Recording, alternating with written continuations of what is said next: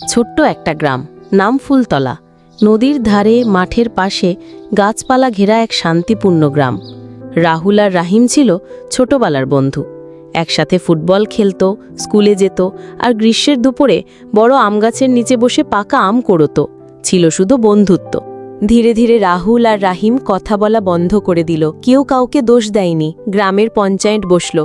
তারা সিদ্ধান্ত নিল, দুই ধর্মের লোকজন যেন কিছুদিন আলাদা থাকে, শান্তির জন্যই জরুরি।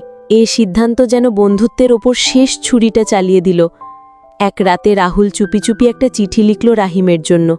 রাহুল সেই চিঠিটা হাতে নিয়ে রাতের অন্ধকারে রাহিমের বাড়ির জানালার কাছে গেল। চুপি চুপি চিঠিটা রেখে এলো।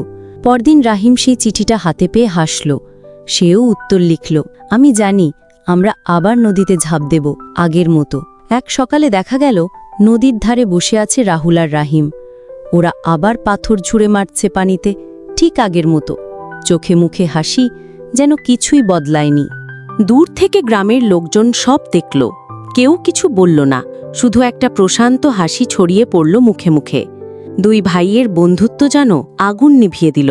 এই গল্প আমাদের শেখায়, ধর্ম বিভেদ সৃষ্টি করতে পারে, কিন্তু ভালোবাসা আর বন্ধুত্ব সব বাধা পেরিয়ে যেতে পারে, কারণ মানুষের হৃদয়ের বাঁধন সব কিছুর উপরে।